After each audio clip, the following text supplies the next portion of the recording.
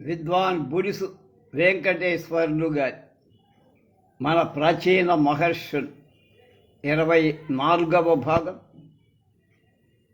8/2/26 ఆ రాసిన పుస్తకాల్లో 3వ పుస్తకంలో ఉన్న గర్గ మహాముని.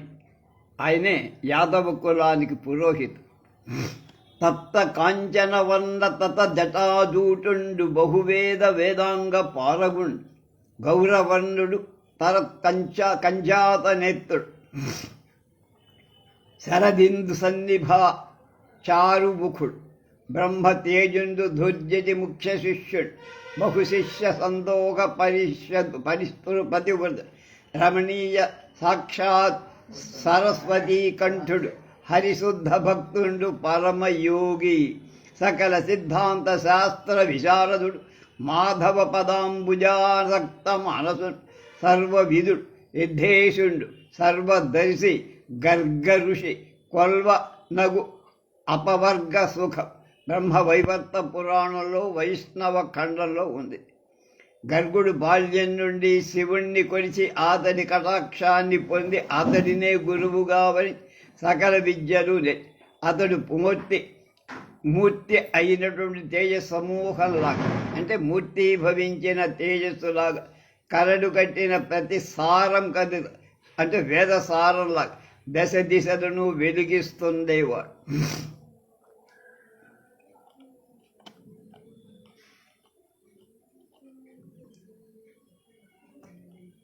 గర్గుడు సతదారాధిత భర్గుడు దూరీకృతావర్గుడు దూరీకృత అరివర్గుడు ముని సంసర్గుడు కలిత శ్రేయో మార్గుడు అని కూడా ఆయన కీర్తించారు. వేలకు వేలు శిష్యుడు వచ్చి తన్ను ఆశ్రయింపగా వాళ్ళకు వేదాలు చెప్పుకుంటూ మహామహుడై అలా ఉంటే హైహవంశీయుడైన క్షత్రియుడు యాదవుడు ఎందరో క్షత్రియ వంశ రాజులు తమకు గర్గుడినిగా పురోహితుడిగా ఉండమని గర్గుణ్ణి అర్థించి గర్గుడు అంగీకరించి ఆయా వంశ రాజులకెందరికి కుల గురువై వారి క్షేమాలన్నింటినీ చూసుకుంటూ ఉండేవాడు. గర్గుడు కృష్ణ బలరాముల జాత కర్మాదులు చెయ్యడు. దేవకీ వసుదేవులచే రహస్యంగా నియుక్తుడై గర్గ మహర్షి శిష్య సమేతుడై రేపల్లెకు వచ్చి అందులో నందుని మందిరంలోనికి వెళ్ళి అప్పుడు యశోద శ్రీకృష్ణుడికి పాలిస్తూ ఒక కనకాసనంలో కూర్చుండి సశిష్యుడైన మహర్షిని చూసి యశోద అమిత ఆనందం పొంది అర్ఘ్యపాద్యాదులిచ్చి నమస్కరి తాను 100 శతాలు అర్పించి ఋషిమరేణ్య చెప్పదగును తమ నామధేయం చెప్పి నన్ను కటాక్షించండి. నీవు నరరూపం ధరించిన నారాయణుడవు శ్రీ సుకుడవు అనిపిస్తోంది నాకు అన్నది. గర్గుడు బలరామకృష్ణులకు జరధమోఘాంగిరేణు సంస్పర్శనం జన్మ కోట్యార్జితాహంబు సంక్షమించే సంయమీంద్ర నా పుట్టుకు సఫలమయ్యే ధన్యం అతి సామాన్య అతి సౌజన్యనై భవదంఘ్రిజర్జము సోకిన అవనీతలమతి పవిత్రమగు తక్షణమే భవదీయ ఆగమనముచే భువి మద్దేహంబు తీర్థభూతం వయ్య సుతర ఎందవ్వరధిక విశృతి వహించి అట్టి శృతిసారభూత మహాజనం అందు నిన్నొక్కరుని గంటి అరిది నాదు పూర్వ జన్మ మహోపదయం మహాత్మని బ్రహ్మ కైవర్త పురాణంలో కృష్ణ జన్మఖండంలో గర్గ వర్ణనం. మహాత్మ బ్రాహ్మణ ఆశీర్వచనం పూర్వం స్వస్తి అవుతోంది. నువ్వు శిష్యులను నా ఈ చిన్న కుమారులు దీర్ఘాయుష్యులుగా చేసి ఆశీర్వదించమని. గర్గుడు తల్లి, నేను గర్గుడనేటువంటి ఋషిని, వసుదేవుడి పురోహితుడను. నువ్వుకు ఏకాంతంగా అన్ని విషయాలు చెప్తాను. ఇంతలో నందుడు వచ్చి సశిష్యుడైన ఋషుడికి సాష్టాంగ నమస్కారాలు చేసి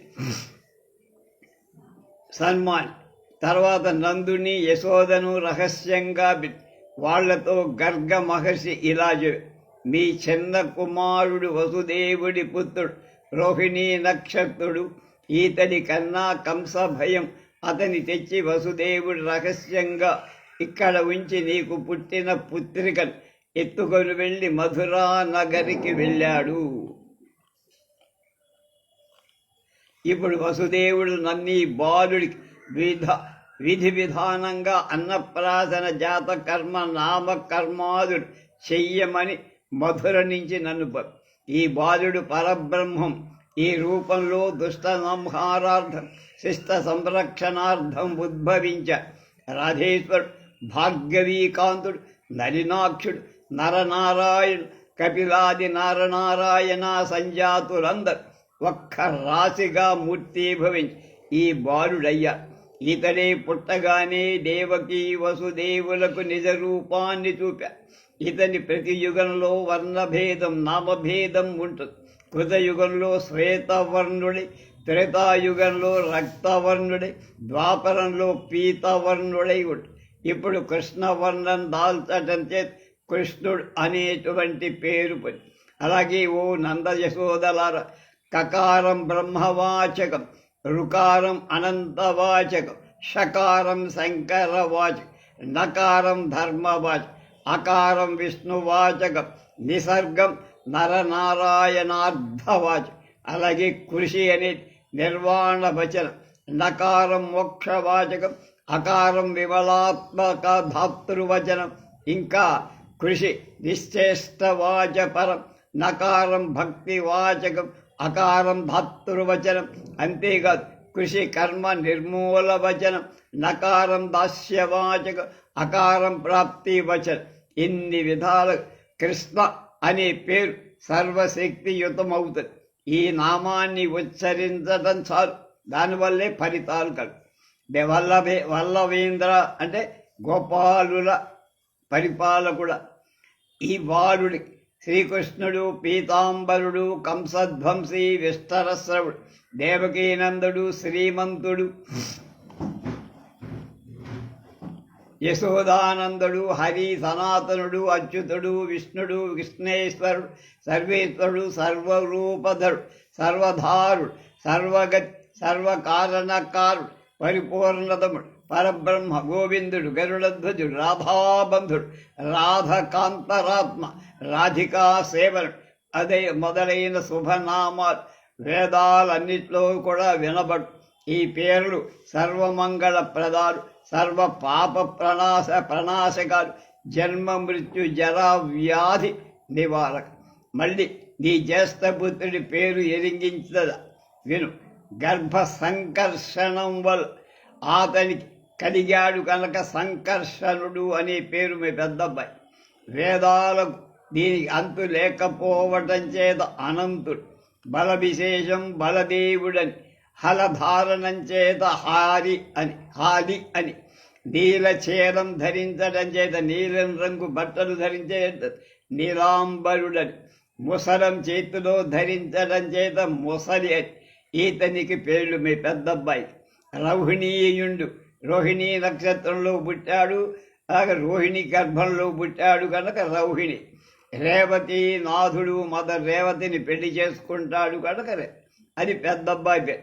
ఆ తర్వాత గర్గుడు రాధాకృష్ణుడు గోలోకవాసులైకి శ్రీరామ రాధికలని శ్రీధామ రాధికలని వాళ్ళే ఇప్పుడు ఇక్కడ పుట్టారని తెలిపి కృష్ణుడు ఆ జన్మం చెయ్యబోయే సమస్త కార్యాలు పూసగుచ్చినట్టు తన దివ్య దృష్టి చేత తెలుసుకొని వాళ్ళకి వెళ్ళి తర్వాత బలరామకృష్ణులకు నిర్వర్తించాల్సిన జాత కర్మాదులు శుభముహూర్తాలు నిర్ణయం రహస్య మందిరం నుండి బాహ్య మందిరానికి వచ్చి గర్గుడు హాయిగా కూర్చున్నాడు.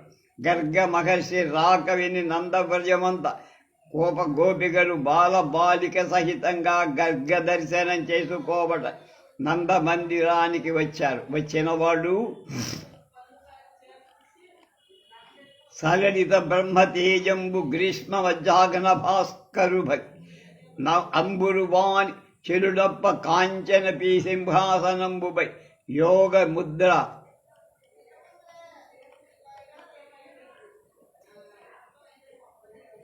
ధరించి ఉన్నవాని విజ్ఞాన దృష్టితే వ్యసభూత భవ్య భవిష్యదర్ధజ్ఞుడై వెలయువ సస్మితుండై నందనందన పరిచ్ఛదం వంచితంబుగ విలోకించువ సిద్ధమంత్ర ప్రభావ విశేష కల కాంక్షతో మది గోవిందు కాంచువ అఖిల శిష్య గణాన్వితుండైన వాని గర్గు విదిత అఖిల షడ్వర్గు గనిరి. ఆ తర్వాత వాళ్ళంతా ఆయనకు నమస్కరి అతని దీవెనలు తీసుకొని తమ గృహాలకు నందుడు గర్గ మహర్షి ఏర్పరిచిన శుభముహూర్తం సమస్త రాజబంధుమిత్రుల విప్రులను పిలిపించి వైభవోపేతంగా కృష్ణుడికి నామకరణ అన్నప్రాసం చేయి సర్వసత్కారాల చేత అందరినీ సంతోష. గర్గుడు శ్రీకృష్ణుని స్తుతి.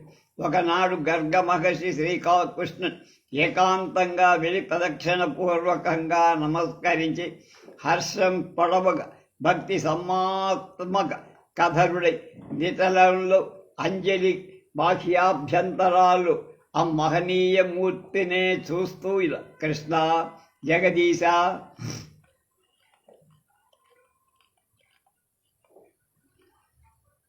దామోదరా నీ పదాల మీద నిశ్చలమైన భక్తితో నీ దాస్యం నిత్యం చేస్తా. అంతకు మించి ధనధాన్య సంపదలు నేను ఒక్కల్. నాకు సాలోక్య సామీప్య ముక్తులే కక్కల్. నాకు నీ దివ్య పాదార్చన. ఈశ్వరుడు నిన్ను భజించి జ్ఞానుడై మృత్యుంజుడై వెలసి బ్రహ్మదేవుడు పద్మాలను భజించయే సృష్టికర్తయి ధర్ముడు కొంచెయే కర్మ సాక్షి అయి కఖిల లోక సంరక్షకుడు శేషుడు నీ పాదసేవ చేసి ధరమోపగలిగి అని అనేక రకాలు స్తుతించగా గర్గుణ్ణి చూసి కృష్ణుడు భక్తవరదుడు ఋషీంద్ర నీ కోరినట్లే నీ మనస్సు ఎప్పుడు నా పాద పద్మలగ్నంగా ఉంటుంది అని కటాక్షించి ప్రసాదం ఇచ్చాడు. తర్వాత గర్భుడు కృష్ణుని దగ్గరకు నంద యశోధనుడు తీసుకుని వెళ్ళి శిష్య సహితుడై స్వీయ ఆశ్రమ పదంలో ప్రవేశించి సుఖంగా గర్గుడు బలరామకృష్ణులకు ఉపనయనం చెయ్యాలి. కొంతకాలానికి గర్గ మహర్షి తపస్సు తాలించి కంసవధ తరువాత శ్రీకృష్ణ బలరాములకు ఉపనయనం చేయించ సమగడి దేవకీ వసుదేవుడి దగ్గరికి సశిష్యుడై వచ్చా. దేవకీ వసుదేవుడు అతని ఎంతో పూజించి అర్ఘ్యపాద్యాదు మధుపర్కం కామధేనువు మొదలైనవి ఇచ్చారు. గర్గుడు ఆనంది రామకృష్ణులకు ఉపనయన కాలం దగ్గర పడిందని చెప్పి నిర్వర్తించి వస్తేస్తానని ముహూర్తం చెప్పి ఆ కాలానికి సమస్త పదార్థాలు సిద్ధం చెయ్యమని వసుదేవుడికి చెప్పారు. తర్వాత కృష్ణుడు మరించినంత మాత్రాన సర్వదేవతలు ఋషిపుంగలు బంధుమిత్రుడు అందరూ వచ్చారు. గర్గుడు వశిష్ఠ భరద్వాజాది ఋషిపుంగవుల అనుమతి తీసుకొని బలరామకృష్ణులకు ఉపనయన సంస్కారం నిర్వర్తించి వాళ్ళని సాందీపని అనే ఉత్తమ విప్రుల శిష్యులని చేశారు.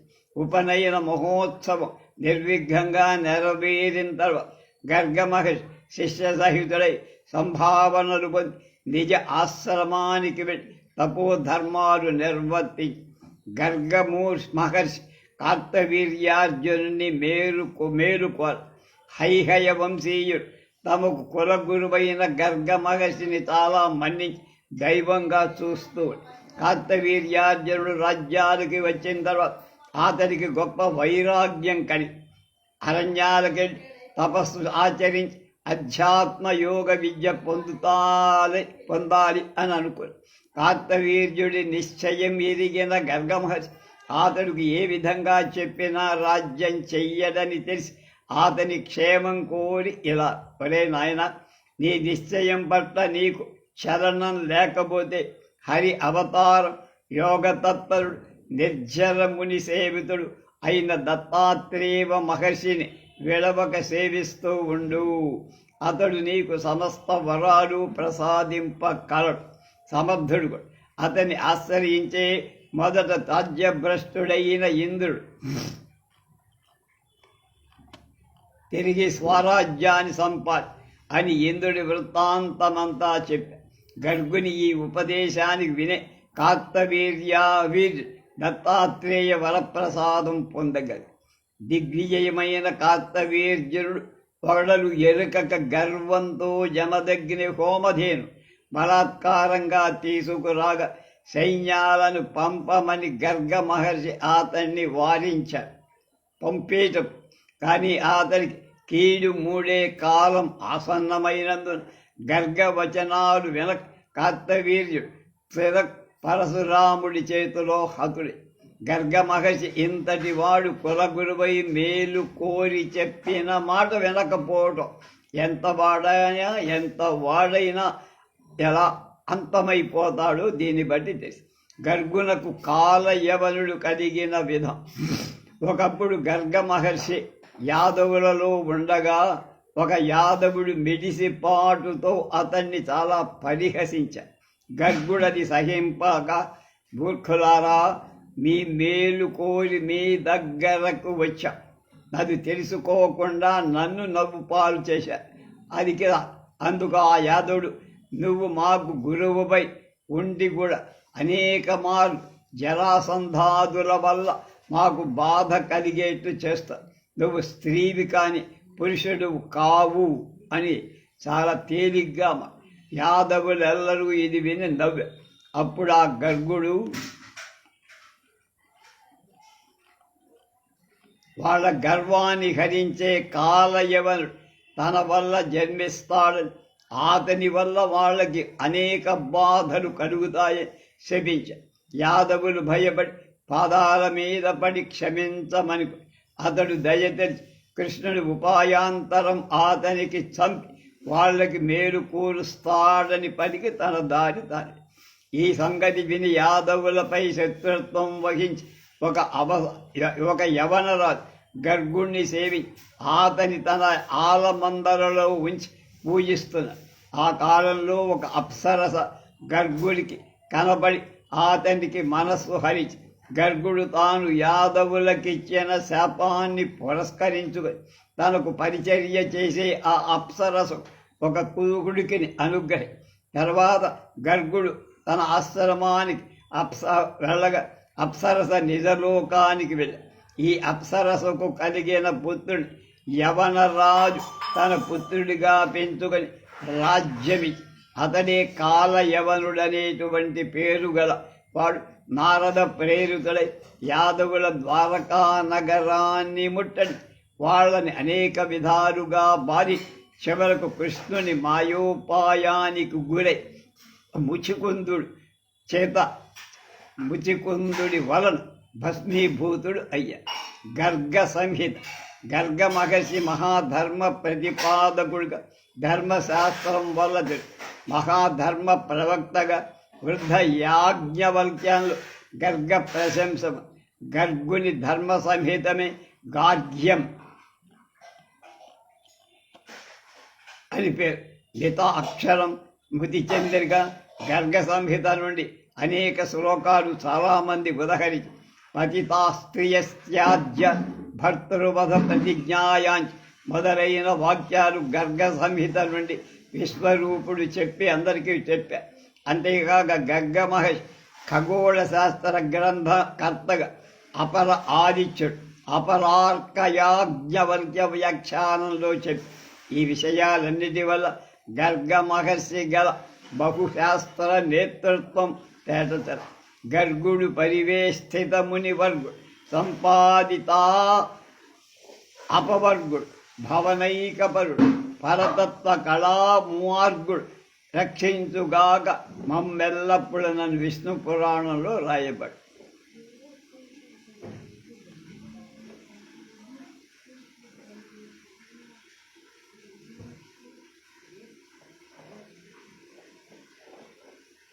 తర్వాత గౌరముఖుడు. సాధారణంగా మనకి పేరు తక్కువగానే వింటాం మనం.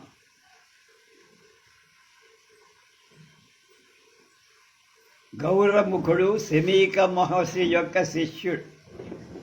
చిన్నప్పటి నుంచి శమీకముని ఆశ్రయించి అతడు సమస్త వేద శాస్త్ర అభ్యసించి తపో ధ్యానపరాయుడు.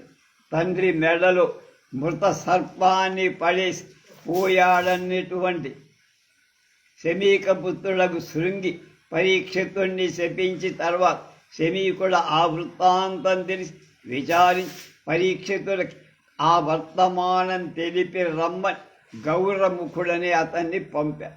గౌరముఖుడు పరీక్షితుడికి ఈ వార్త తెలిపి తక్షక విషాగ్ని పాలు కాకముందే మోక్ష సామ్రాజ్యాన్ని సూరగొనమని ఉపాయం ఊహించుకొమ్మని చెప్పి వచ్చేశారు. గౌరముఖుని పుణ్యాశ్రమం కాలక్రమంలో గురు సపర్యచితే బ్రహ్మ విద్యానిధి గురు అనుమతి పొంది వేరొక ఆశ్రమాన్ని నిర్మించుకొని తన దగ్గరకు చేరిన ముని కుమారుడు శిష్యులుగా అంగీకరించి తపో జీవితాన్ని గౌరవముఖుడు చేస్తూ దివ్య తేజోరాశిగా మరి గౌరముఖుని పుణ్యాశ్రమం మోక్షలక్ష్మికి పుట్టిన ఇల్లైన సుధా సముద్రంలాగా అంటే అమృత సముద్రంలాగా ఆయా ఆశ్రమాల ముని కుమారుడు వచ్చి గురుదేవులు చేసే యజ్ఞ యాగాదులు సమిధలు కావాలని కోరగా చెట్ల మీద శాఖా మృగాలు సమిధలు అందిస్తున్న చల్లని చెట్ల నీడలో కూర్చొని బ్రహ్మచారు వేదాలు పనసలు చెప్పుకుంటుండగా ఎక్కడైనా వాళ్ళైనా మొదలు మరచిన అందులోని చిలక వటువులు అందిస్తుంది. చిలకలు ఆ వటువులు ఎక్కడైనా వీళ్ళు తప్పు కనుక స్వరం పలికితే చెట్ల మీద ఉండే చిలకలు సరిచేసిన కరెక్ట్ చేయడం అన్నమాట. అక్కడి ఉద్గాతలతో కూడి చక్కని స్వరాలతో కోయిలు దేవతలకు ఆహ్వానం చేస్తారు. అక్కడి మునిపత్రుడు తమన్ని చూసి బెదరి తల్లుల వెనక చేరు లేడి పిల్లలకు లేత తృణకణాలు అందిస్తా. ఆ మునిపత్తు బిందెలతో బృందావనానికి వెళ్ళి బృందావనానికి నీళ్లు పోసేయడం భూదేవి వారి అడుగులకు మడుగులెత్తుతున్నదా అన్నట్టు వాళ్ళ పాదాలలో వేళ్ల గోళ్ల కాంతులు ముందు బాగా ప్రసరిస్తూ ఉంటాయి. అక్కడి వృక్షాల ఆకులు పానపాత్రాలు పతి లేకుండా బోధు అనుభవాన్ని ముదురుటకు వెనకది తమ సౌరభం క్షీణించవస్తునే దేవతా పుంజ సమయంలో వచ్చేవారు అందరి పూలు వికసి అక్కడి చెట్ల కొమ్మలు ఋషిపత్నులు కట్టిన మడిచేరలు చిరిగిపోయువని పోతాయనే భయంతో అవి ఆరి ఋషిపత్నులు విప్పుకోవటానికి చెట్లు కదలనే కద అందరి మునీశ్వరుడు నిష్కామ కర్మములే చేస్తూ ప్రత్యక్ష అగ్నుల్లాగా జగత్ ప్రాణమిత్రులై తేజోభరితులై సదా శివనుతులై వ్యవహరిస్తూ అందులో ఉండే అందరూ గౌరముఖ మహర్షి పెద్ద గురువు దైవం. గౌరముఖుడు ఒక చల్లని చెట్టు నీడను తన హృదయమనే గుడిలో మొలచి నలువైపులా విస్తరించిన కారుణ్య లతల విధంగా కెంజడలు ఎర్రనైన జడలు మనోహరాలై ఉండగా సత్వగుణమే ఒడలెల్లా దత్తంగా ఆవరించి ఉన్న దేహమంతా తెల్లని విభూతి పూసుకొని నిరంతరం పురశ్చరణ చేసి మంత్రదేవతలను ఆమె కంఠహారాన్ని బహుకృతిగా తీసుకున్నాడా అన్నట్లుగా రుద్రాక్షమాదికాభరణం మెరుస్తూ ఉండ నిక్కుడమైన తపాంతో కూడి పడగ ఎత్తినట్లుగా ప్రక్కబద్ధ కౌపీనమగు దండం ఒప్పగా సకల పుణ్యతీర్థాలు సంగ్రహించి సూక్ష్మరూపం వచ్చిన బ్రహ్మాండంలాగా కమండలుగు దండంగా ఉండగా శిష్యులకు పరతత్వం బోధిస్తూ దుర్జయుడనే మహారాజు ససైన్యుడై రమ. ఆ సమయంలో దుర్జయుడనే మహారాజు సైన్య సమేతుడై ఆ వనాన్ని వేటాడటానికి వచ్చి వివిధ జంతువులను వేటాడి అలసి ముని సందర్శనం చేసుకొని పోదామని ఈ ప్రదేశానికి సైన్య పరివారాన్ని దూరంగా దుర్జయుడు ముందుకు వచ్చి గౌరముఖి సాష్టాంగ వందనం చేశాడు. గౌరముఖుడు అతని ఎంత మాత్రము అతని అర్ఘ్యపాద్యాదుడి ఆది తన ఆశ్రమంలోని స్నానపానాదులు సేద చేరి వెళ్ళమని దుర్జయుడు అసూయపడి ఆ ముని ఎక్కడ ససైన్యుడైన తనకు విందు చేయగలుగు అక్కడ అని అనుకొని అతని వల్ల తెలుసుకొని పరాభవింతమనుకొని అలాగే అంటే ఇంత సైన్యంతో వచ్చాను, ఆయన నాకేం భోజనం పెడతాడు అని లోపల డౌట్ కొట్టింది.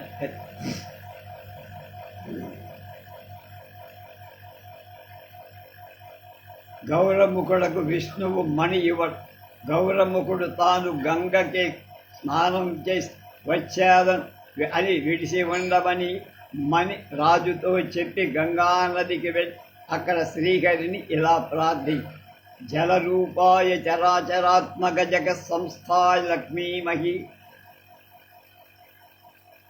అలమేక మహీ లలనేశాయ కరాళ కాళికా మండలాస్యాయ దేవోత్తమాయ లయోత్పత్తి విభజ్జితాయ సుజనాయ తాంతరంగాయ కేవల కారుణ్య కటాక్ష వీక్షణ పరివాహాయ తుభ్యం నమః అని వరాహ పురాణంలో రాసినట్టు విష్ణువుని ప్రార్థి.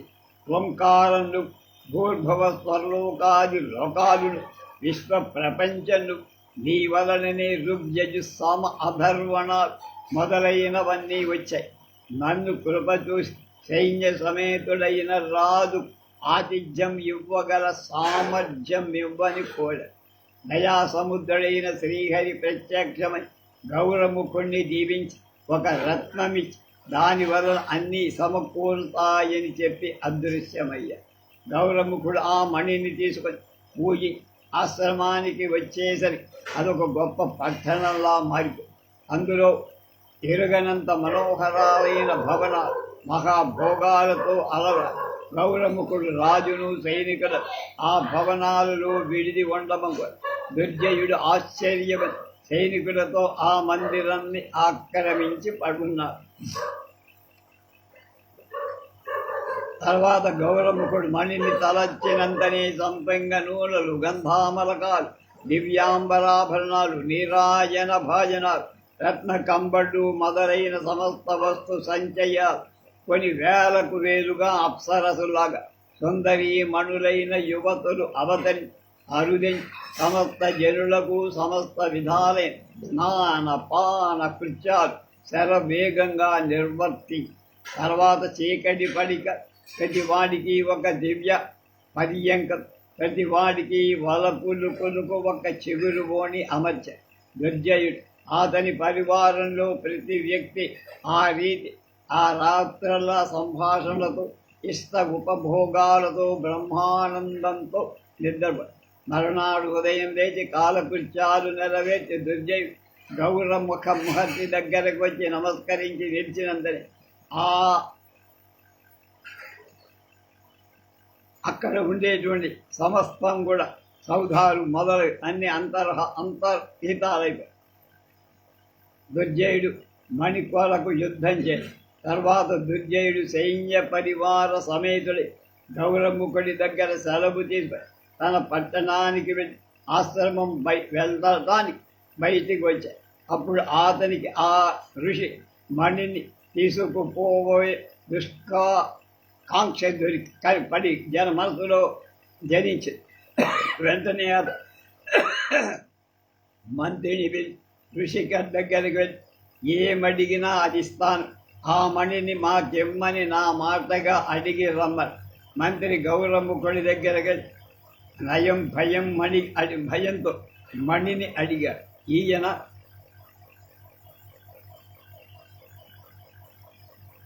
ఇవ్వకపోతే మునికి అనేక బాధలు కలుగుతాయని హెచ్చరిక కూడా.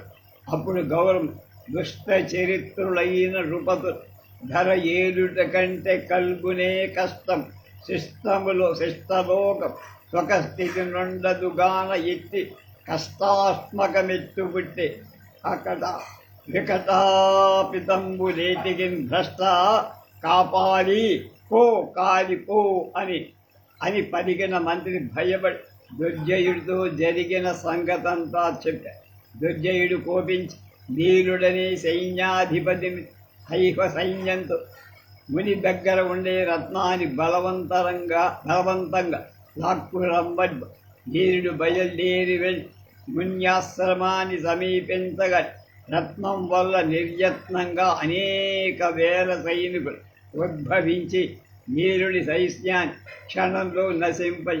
ఇది విని దుర్జయుడే సమస్త సైన్యం తీసుకుని స్వయంగా యుద్ధానికి బయలుదేరి వచ్చి రత్న సంభవ సైన్యాన్ని చెల్లా చెదరు ఘోర యుద్ధం చేసి అప్పుడు గౌరమ్ముఖ మహర్షి తన 1000 వేలుగులు ఆత్మరక్షకుడైన విష్ణుమూర్తిని తలసగా అతని ఆజ్ఞ వల్ల విష్ణు చక్రం వచ్చి క్షణమాత్రంలో దుర్జయుని అతని సమస్త సైన్యాన్ని నాశనం తిరిగి ఆ విష్ణుమూర్తి దేవి విష్ణు అక్కడికి విచ్చేసి గౌరముఖుడితో మణిస్తర నిమిషమాత్రుడు నా చక్రం ఇక్కడ శత్రువులను దుర్మాడిన విషయం కారణంగా ఈ ప్రదేశం నైమిషం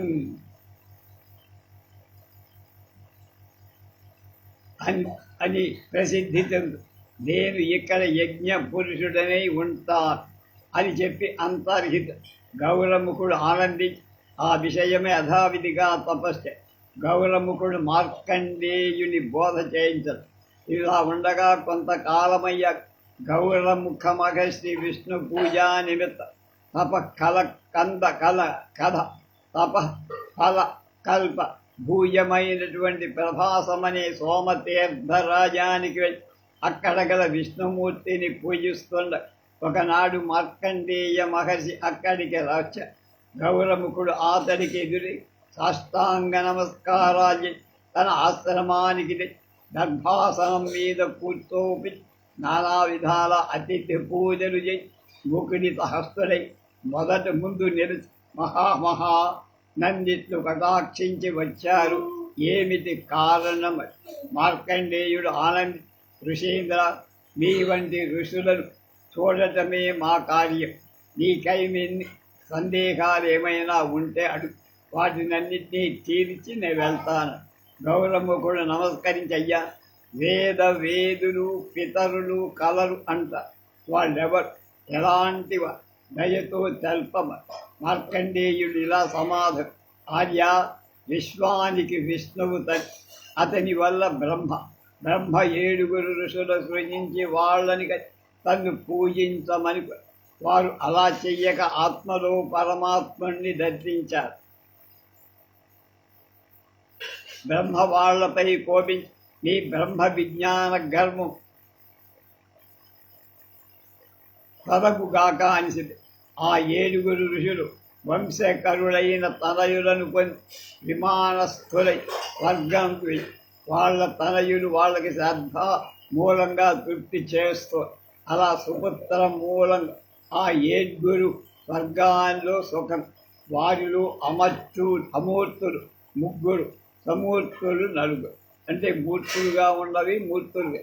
వీరు దేవతలకు పితరులై ఆ దేవతలను పూజించే 100 యుగాలు సనాతన లోకంలో ఉంటూ తర్వాత బ్రహ్మవాదులు పుట్టి తమ పూర్వ సాంఖ్యమని కొంతకాలం పట్టి పునరావృత్తి రహితమైన యోగ సిద్ధిని పొంది యోగబలలో సకల యోగులైన యోగాభివృద్ధి పొందుతూ ఉంటారు. అందుచేత వాళ్ళకి శ్రాద్ధాలు చేస్తూ ఉండాలి. ఇది ప్రథమ పితృ సర్గం. మరొక ఏ విధంగా పితరుడు 7 లోకాల్లో భూలోకవాసులైన జనుడు భువర్లోకవాసులైన పితరులను పూజిస్తారు. భువర్లోకవాసులు మరీచాదిలైన సువర్లోక కల్పోపవాసన సంజ్ఞగల మహాలోకవాసులు సనకాదులు అయిన జనలోమవాసులు అయిన పితరులను కొలుస్తారు. జనలోకవాసులు అయి రాజులైన తపోలోకవాసులు సత్యలోకవాసులైన పితృగణాలు వసు సాధ్య రుద్రాదిత్యా మరుష దృశులు వాళ్ళ కూతుళ్లకు పుట్టినవారు. వశిష్ఠ బ్రహ్మ పితరులైన అగ్నిశ్వాత్తాదులు బ్రహ్మక్షత్ర వైశ్వర సమాన పూజని పట్టారక. ఎలాంటి వాళ్ళకైనా పితృ సర్గం సమస్తము వివరించడం సాధ్యం కాదు, అనంతం. కనుక సంక్షేపంగా ఆయా పితృదేవతలను ఎప్పుడూ పూజించాలంటే యతీపాదం, అయనం, విషువత్తు, చంద్ర సూర్యగ్రహణాలు సంక్రమణం మొదలైన పుణ్యవేళ నక్షత్ర గ్రహ పీడా సమయం శ్రద్ధ కళలు వచ్చారు, నూతన ధాన్యాలు వచ్చారు, విశిష్ట ద్రవ్య పాత్ర లాభం కలిగిన గంగాది మహాతీర్థాలకు వెళ్ళిన యథాశక్తి శ్రాద్ధ కర్మలు ధనం లేనివ తిలతర్పణం ఇచ్చి శ్రాద్ధ ఫలం పలకినవి. అది సాధ్యం కాకపోతే ఆవు ఒక పూట సరిపడ గడ్డి ఇచ్చే శ్రాద్ధ ఫలం అది చెయ్యలేని అరణ్యానికి సూర్యాది లోకపాలులు సాక్షులుగా చేతులు రెండు పైకెత్తి వేగ్గర తమ అసమర్థను తెలుపుకుంటే పితృదేవతలు సంతృప్తులు. యోగి యతి శిష్యుడు సోమయాజి ఋత్విజుడు సోదరికుడు అల్లుడు మేనమామ మొదలైనవాడు పైతృక కర్మకు యోగి నపుంసకుడు దొంగ నిందితుడు రోగి గ్రామయాచకుడు మొదలైన వాడు అనర్హుడు. ఆ తర్వాత మార్కండేయుడు గౌరముఖుడు నచ్చిన పితృదేవతా పూజా ఫలంగా గత 100 సంవత్సరాల వృత్తాంతం తెలియ. అప్పుడు గౌరముఖుడు బ్రహ్మచేత శాపం పొందే మరిచ్చాది మానసపుత్రుడు ఆ 7 భృగుడు ఒకడని ఆ భృగు వంశం వాళ్ళది గౌరవముఖుడని తెలుసు. ఆ తర్వాత మార్కండి అతన్ని ఆశీర్వది త్వరలోనే విష్ణుమూర్తిలో ఐక్యమై ముక్తిని పొందుతావని ఉపాయం చెప్పి గౌరముఖుని సాయుధ్య గౌరముఖుడు అధికార ఆనందం పితృదేవతా పూజ అనేక సంవత్సరాలు ప్రభాస తీర్థవాసుడే శ్రీహరిని మనస్సులో తలుస్తూ మహాతపస్సు. తర్వాత ఒకనాడు గౌరవముఖుడు జలజ గర్భుని చదువుల జలబీట్కోడు మంథాన వసుధర ధురంధరు విశధి మునింగిన విశ్వంభర దేవ సుమనో విపక్ష పక్షరక్షోపజ కుంభినీ నభములు కొలిచిన శౌలగోళ పార్థి రుధిర తర్పణపడు లంకాధిపతి తలల గంధకత్తెర రేవతి హృదయ రాజీవహి త్రిపల వనితల ఈలు తెక్కజీడు కులఘరత్త విఘట్టిత చోడితడు చింతిత ఫలదాత రక్షించుగాత నన్నరుసు భక్తి రెట్టింప సన్నుతింప అని వరాహపురాడు. దయామయుడు భక్తభక్తుడు అయిన శ్రీహరి కోడి సూర్య దివ్య ప్రభతో అతని ఎదుట ప్రత్యక్షమ. వెంటనే గౌరముకు యోగబలంతో శ్రీహరిలో ఐక్యమై శ్రీహరి భక్తాగ్రగణ్యులై తనలో కలుపుకొని దివ్య తేజస్సుతో అదృశ్యమయ్య.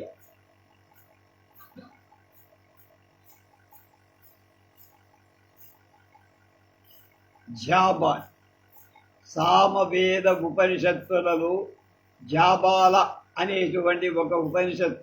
ఈ ఉపనిషత్తు ప్రతిపాదించిన మహానుభావుడే జాబాల్.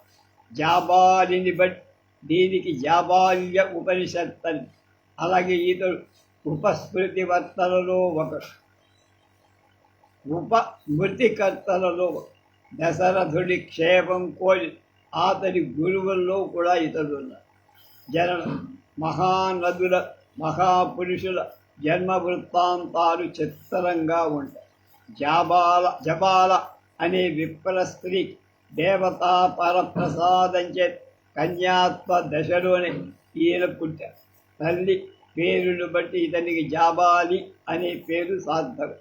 జాబాల తన కుమారుడికి యుక్త వయస్సు రాగానే ధారిద్రుమతు అనే గురువుకి ఒప్పగి ఆ గురువును కొంతకాలం ఈతని తన శుశ్రూషలలో ఉంచుకొని అతని బ్రహ్మ విద్యా బోధకు అర్హుణ్ణి చేయటాన్ని ఉపనయనం చెయ్యదలచి అతని కులగోత్రాలు అడిగాడు. అతడు తనకు తెలియవని చెప్పి పోయి మీ అమ్మని అడిగి తెలుసుకురమ్మని జాబాలి తల్లిని అడిగే తనకు పతి లేని సంగతి తెలిసి తన పేరు సత్యకాముడను జాబాలి అని చెప్పుకోమని జాబాలి గురువు దగ్గరికి వెళ్ళి తల్లి చెప్పిన విధంగానే చెప్పారు. గురువు దివ్య దృష్టితో అంతా తెలుసుకొని జనన కథ తెలుసుకొని అతన్ని ఉపనయనం చేసి గాయత్రి మంత్రోపదేశం చేసి బ్రహ్మ విద్యాబోధ అర్హత గడించుకొనేవారు తన గోవులను మేపుతుండమని గురువు జాబాలిని ఆదేశించి జాబాలి దేవతల వల్ల బ్రహ్మజ్ఞానం జాబాలి గురువు దేహనువులు ఆవులను కాలుకొని వనానికి వెళ్ళి అక్కడ సత్యసంధుడై గోసేవ చేస్తూ గురుభక్తి తత్పరుడై కొంతకాలానికి ఆ గోవుడు సహస్ర సంఖ్యాకాలి జాబాలి సంరక్షణలో పుష్టి పొంది ఈతని సత్యనిష్ట గురుభక్తికి గోపూజ పరతం దేవతలు ఈతన్ని మెచ్చుకొని అతనికి మహోపకృతి చెయ్యాలను ఒకనాడు వాయుదేవుడు ఒక వృషభాన్ని ఆవేశించి జాబాలితో ఇలా ఆర్యా నువ్వు మమ్ము అమిత దయతో కాపాడటం వల్ల మేము సహస్ర సంఖ్యాకులమై మమ్ము ఈ పాడి గురుగ్రహంలో తోలికని వెళ్ళ మేము నీకు చేసిన ఉపకృతి చేస్తాం నీ గురువు నిన్ను గౌరవం సంతోషిస్తా జాబాలి అలాగే గోవులను మరలించుకొని గురుగృహానికి వస్తున్నాడు దారిలో వాయుదేవుడు ఆవేశించిన వృషభం అతనికి బ్రహ్మజ్ఞాన ప్రబోధకమై ఒక దివ్య మంత్ర పాదాన్ని మరొక వృషభం ఆవేశించి అగ్ని ఇంకొక వృషభం ఆవేశించి సూర్యుడు మధ్యయమనే పక్షి అతనికి మిగిలిన మంత్ర పాదాలు బోధించగా అతడు బ్రహ్మజ్ఞాన సంపన్నుడై దివ్య తేజస్వి అయ్యాడు.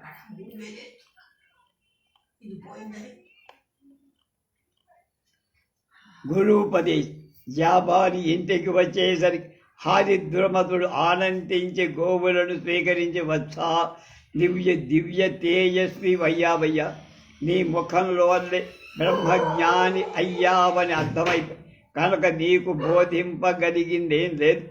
నువ్వు అన్నీ నేర్చుకో నీ ఇష్టం వచ్చినట్టు వెళ్ళి ఏ ఆశ్రమం కావాలంటే ఆశ్రమంలో దివ్య జీవితం గడపమని. అప్పుడు జాబాలి గురుదేవా నీ కటాక్షంలో దేవతలు ప్రచ్ఛన్నులై నాకు బ్రహ్మజ్ఞానం ఉపదేశం కానీ గురుముఖ నేర్పనటువంటి బ్రహ్మజ్ఞానం శాశ్వతంగా నిలబడు కనుక నీ ముఖంగా నేను బ్రహ్మజ్ఞానం పొందితేనే అది నిశ్చలం శాశ్వతము కనుక నన్ను అనుగ్రహించి బోధించమని గురువు అతని నిగర్వత గురుభక్తికి సంతోషించి యుక్తకాలం అతనికి బ్రహ్మజ్ఞానం ఉపదేశించి పంపారు.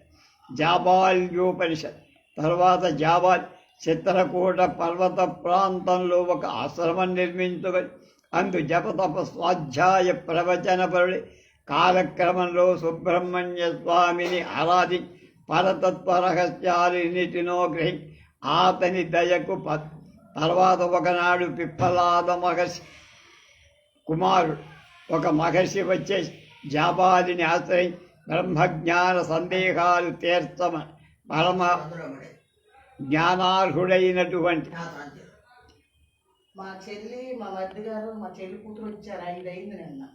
పై పిప్పలాది జాబాలి మహర్షి సర్వముఖ సర్వాన్ని బోధించారు. ఈ బ్రహ్మజ్ఞాన బోధనమే జాబాల్య ఉపనిషత్. పైప్పలాది అనేటువంటి మహర్షి భగవత్ స్వరూపి అయిన జాబాలి మహర్షిని చూసి ఇలా అడిగారు, భగవాన్ పరమతత్వ రహస్యాలు నాకు చెప్పండి. తత్వమేది, జీవుడెవడు, పశువేది, ఈశానుడెవడు, మోక్షప్రాయమేమి? కాబట్టి మంచి ప్రశ్న వేశావు నాయన. నేను తెలుసుకున్నది ఏదో నీకు అయిపలాది నీవెవరి వల్ల తెలుసుకొంటివి అని. నేను సుబ్రహ్మణ్య స్వామి ఎవరి వల్ల తెలుసుకొని అతడు ఈశానుడి వల్ల తెలుసుకొని.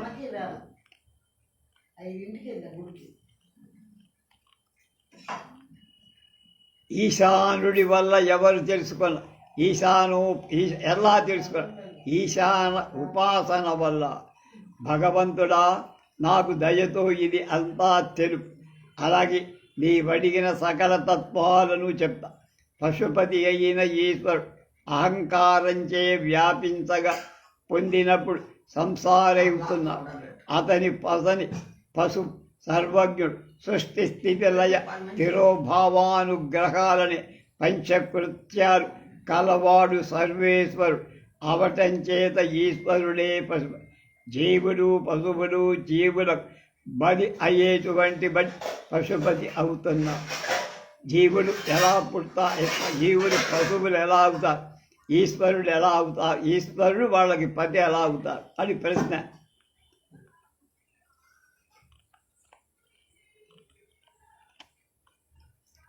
గడ్డి తింటూ వివేకం లేక పరుల చేత కృషి మొదలైన కర్మలలో ప్రేరేపింపబడి సర్వ కష్టాలు పొందే యజమాని చేత పశువులు ఎలా కట్టబడతారో అలాగే జీవుడు సర్వేశ్వరుడి చేత కట్టబడటం చేత పశువులు అనబడు. వాళ్ళ యజమానిలాగా సర్వజ్ఞుడైన ఈశ్వరుడు జీవులకు పది కనుక పశుపతి. ఇచ్చి జ్ఞానం ఎలా కలుగుతుందో మళ్ళా అడిగా. విభూతి ధారణ, విభూతి ఎట్లా ఏ ప్రదేశంలో సజ్జోజాతాది పంచబ్రహ్మ మంత్రాల చేత భస్మాన్ని గ్రహించి అగ్విరితి భస్మ అనే మంత్రం చేత ఆ భస్మాన్ని అభిమంత్రి మానస్తోకేతనయే అనే మంత్రంతో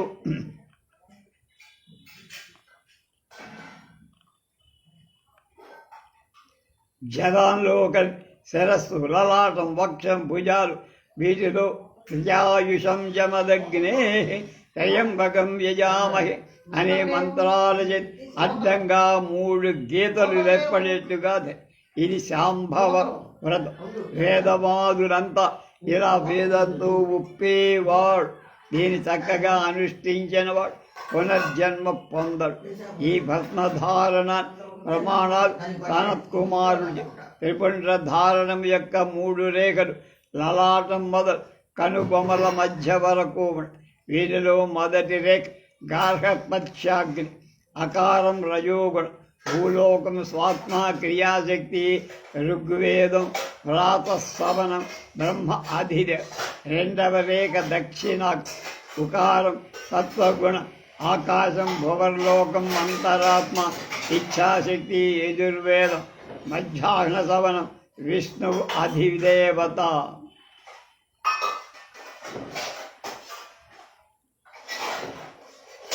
మూడవ రేఖ ఆహవనీయ, మకారం తమోగుణం, స్వర్గలోకం పరమాత్మ జ్ఞానశక్తి, సామవేదం సాయం సవనం మహాదేవుడది. ఇలా త్రిపుండ్రాలను తెలుసుకున్న విద్వాంసు బ్రహ్మచారి గృహస్థుడు ప్రాణప్రస్థుడు సన్యాసి వీరిలో ఎవరైనా విభూతి ధారణ చేస్తే మహాపాతకాలను ఉపపాతకాలను విముక్తిగా త్రిపుండ్ర ధారణం చేసేవాడు సకల వేదాధ్యయనలు చేసిన వాడవు, సకల వేవతలు ధ్యానించిన వాడవు, సమస్త తీర్థాలలో స్నానం చేసిన వాడవు, సమస్త రుద్ర మంత్రాలు జపించిన వాడు మళ్ళా జన్మించడం కానీ జన్మ దుఃఖాన్ని అనుభవించడం కానీ జాబాలి శ్రీరాముడి రాజ్యం చేయమంటాం. ఒకసారి సీతారామ లక్ష్మణుడు చిత్రకూటాద్రి చేరిన తర్వాత జరత శత్రుఘ్నుడు వశిష్ఠాదులతో అక్కడికి వచ్చారు. భరతుడు రాముడి పాదాలపై పడి మళ్ళా అయోధ్యకు వచ్చి రాజ్యం స్వీకరించమని తన్ను ప్రజలను రక్షించమని. అప్పుడు రాముడు అతన్ని ఓదార్చి ఇంటికి వెళ్ళి రాజ్యం చేస్తూ ఉండమని, 14 ఏళ్ల తర్వాత నేనే వస్తా. అప్పుడు అక్కడే ఉన్న జావాలి మహర్షి శ్రీరాముని చిత్తశుద్ధి పరీక్ష చెయ్యడు. ఏమాత్రం వీలైన రాముడు అయోధ్యకి వెళ్ళి రాజ్యం స్వీకరించడం లోకశ్రేయమని చెప్పి చూడటం శ్రీరాముడితో, రామా బుద్ధిమంతుడు ధైర్యశాలి, నువ్వే ఇట్లా సామాన్యుడిలాగా మాట్లాడితే ఎట్లా? ఈ జగస్సు ఎవరికి తల్లిదండ్రులు వాళ్ళ ఆజ్ఞ పరిపాలించడం ఏమిటి? ఒకడు గ్రామం నుండి మరొక గ్రామానికి వెళ్ళి దారిలో ఒక చెట్టు నీడ కాసేపు నిలిచినంత మాత్రం అది వాళ్ళది అయిపోతుందా? కనుక జీవితం ఇలా సంసార యాత్ర సాగి చెట్టు నీడలాగా ఆశ్రమం ఇచ్చినటువంటి జనకీ జనకుల గురించి వాళ్ళ మీద ప్రేమతో పడు సజ్జన లక్షణంగా చక్కగా రాజ్యం చేసి ప్రజాసుఖం చేకూర్చడం బదులు నువ్వు దుర్మార్గాన్ని పట్టావు. వెర్రివై చెడిపోక అయోధ్యకు వెళ్ళి హాయిగా రాజ్య సుఖాలు అనుభవించు. నీ తండ్రికి బీజమాత్ర సంబంధి, అంతకు మించి నీకు ఆతనికి సంబంధలే. ఆయన పైకి వెళ్ళాడు, ఎక్కడున్నాడు అతని గతి నీ గతిని ప్రత్యక్ష సుఖాలు అనుభవించగా సచ్చిన వాణ్ణి గురించి చింతిస్తూ అనేక కష్టాలకు పాల్పడు. శ్రద్ధాదులందులో చనిపోయిన వారి ఉద్దేశం ఇంకొకరికి అన్నం పెడ, ఇది ఎంత తెలివి తక్కువ పని. కనుక నువ్వు పరోక్షమనుకొని పితృపాలనమును చేతకాని మాట మాని ప్రత్యక్ష సుఖకరమైన రాజ్యపాలన చే. రాముడు అందుపై జాబాలితో, ఆర్య నువ్వు చెప్పింది హితంలాగానే ఉంది, కానీ అది హితం. ఆ మార్గం దుఃఖప్ర. సత్పురుషుడు ఎప్పుడు గౌరవాన్ని రాజ్యాలను తీసుకో. ఎవడు ఎంత యోగ్యుడు వాని ఆచారాన్ని బట్టి వైదిక క్రియలు మాని విశ్వసంకరకరమైన నీ చార్వాక మతాన్ని నేను అంగీకరి. నువ్వు వనవాస నియమ ప్రజ్ఞను మాని నువ్వు చెప్పినట్టు వర్తిస్తానని నేను ఇతరులకు ధర్మాన్ని బోధించే హక్కు పోగొట్టుకుంటున్నవాడినవుతా. ధర్మరీతి నేను విడవకు. ఇతరులకు ధర్మాన్ని చెయ్యమని ఎలా నేను ధర్మం పాటించకూడదు, ఇతరులకు ధర్మ మార్గంలో నడవమని ఎలా చెప్తానయ్యా? కనుక నా మాట ఎవరు వింట? యథా రాజ తథా ప్రజా కథ. సత్యమే పరమధర్మం, నిత్య సత్యమే స్వర్గహిత్. సత్యమునే లక్ష్మి ఆశ్రయి. సత్యవంతుడికి ఐహిక ఆముష్మిక సుఖాలు కూర్తాయి. నేను సత్యవాక్ పాలనే పిత్రాజ్ఞా పాలనగా నియమంగా కలిగిన.